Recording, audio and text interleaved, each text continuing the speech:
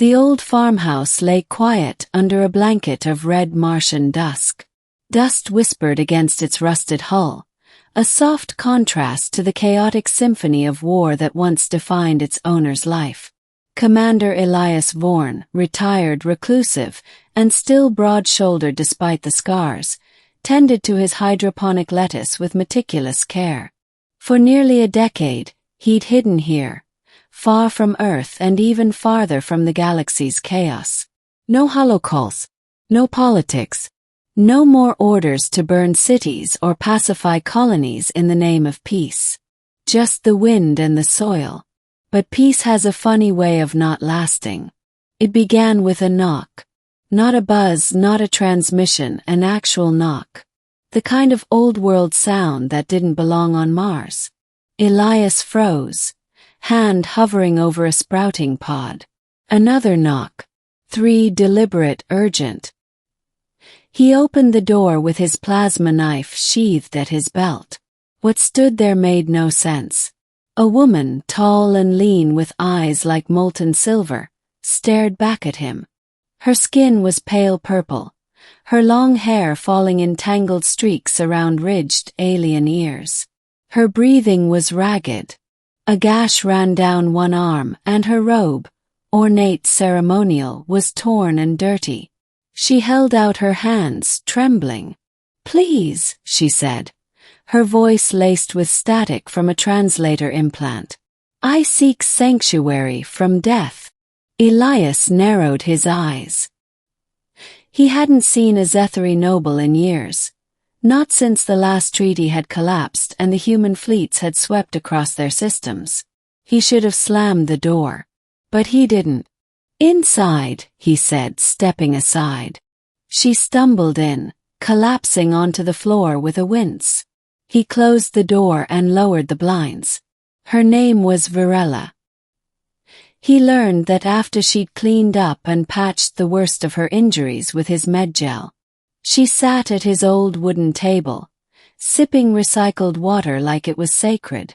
"I was heir to the Virex line," she said without arrogance, but with the weariness of someone who had been fleeing too long. "Until my cousin staged a coup. Now the Empire wants me dead. And the humans? Well, they just hand me over. But you, Elias Vorn." He looked up from his mug, jaw tightening. "How do you know my name? Your war record. Your refusal to carry out the Brennick culling. You disappeared instead. Even in exile, your name carries weight. I'm no savior." "No," she said softly. "But you're the only one I can trust."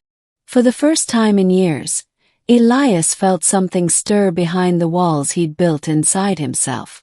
He had killed, yes, but not without conscience. He'd walked away rather than commit genocide. Now this alien woman, fugitive and royal, trusted him to guard her life. He sighed. "You can stay. But if someone comes knocking again, I won't run." It wasn't long before someone did. 3 days later, the sky cracked with the familiar whine of a Federation scout drone. It passed overhead, too high for visual scans, but low enough to send chills down Elias' spine. He knew how they worked. A day, maybe 2, and the troopers would follow. That night, Elias found Varela on the porch, staring up at the stars.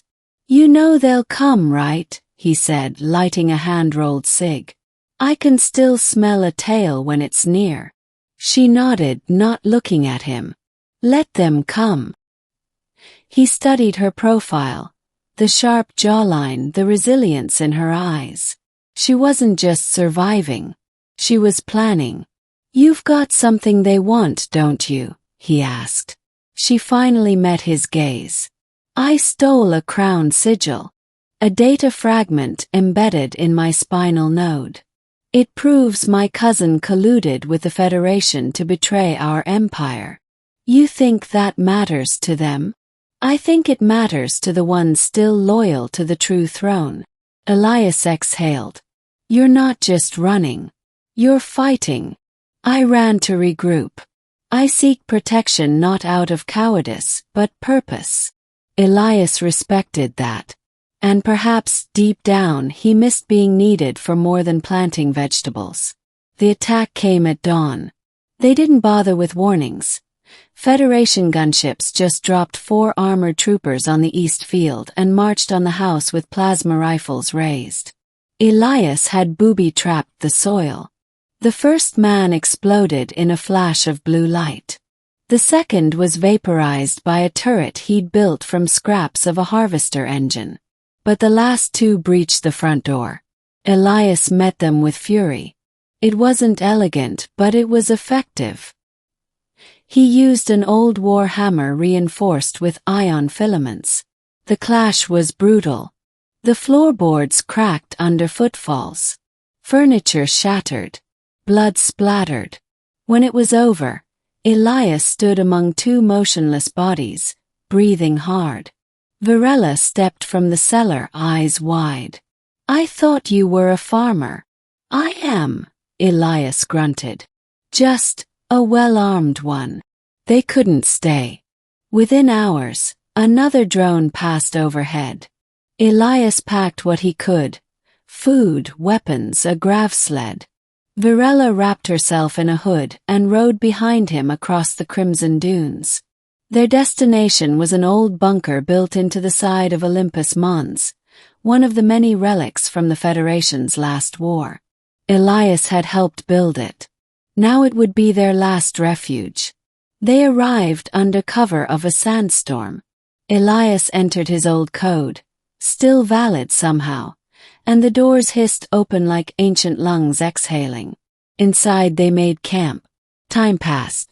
Days turned to weeks. Varela healed. They sparred. Ate terrible rehydrated meals. She asked about his past. He asked about her people. They traded tales. His full of regret and hers full of fire. I used to think my people were strong, she said one night, sitting near the solar heater. But I never understood resilience until I met a human. He chuckled. We're stubborn. Not the same thing. It is. Stubbornness in the face of annihilation is strength. He didn't respond. He just looked at her. This alien woman who had once worn silk and now bore scars, her posture unbowed. And he realized with a sudden ache. He didn't want to be alone anymore. Eventually the galaxy caught up. A coded transmission burst through the bunker's decaying comms. Varela decrypted it. They've found us. How? She hesitated. I activated the sigil node. Sent the data. A final play. Elias stared at her. You told them where we are. Not the Federation. The Loyalists. They're coming. To extract me. And the Federation. They'll come too. Elias stood, rolling his shoulders. Then we buy you time. She stepped forward. No. We buy us time. He grinned. Now you're talking like a soldier. The final stand was short and brutal. Federation gunships descended, faster than expected. But Elias had prepared. The bunker bristled with traps and old weapons reactivated after years of dormancy. They fought side by side. Varela with a plasma glaive, Elias with his hammer and rifle. A Federation officer breached the command deck, shouting, "Surrender the alien!" Elias answered with a shot to the chest. But more came. Drones. Then the wall exploded, and Elias was thrown hard. His vision blurred. Varela screamed his name. A fleet of Zethari vessels warped in above the Martian sky. Sleek, serpent-like cruisers, emblazoned with the sigil Varela had embedded in herself. Loyalist warriors stormed the surface. A battle erupted in the dust. In the end, the Federation forces withdrew. Defeated. The data was too damning. And they were outnumbered. Elias woke in a medical pod aboard a Zethari vessel, patched and floating in low gravity. Virella sat beside him,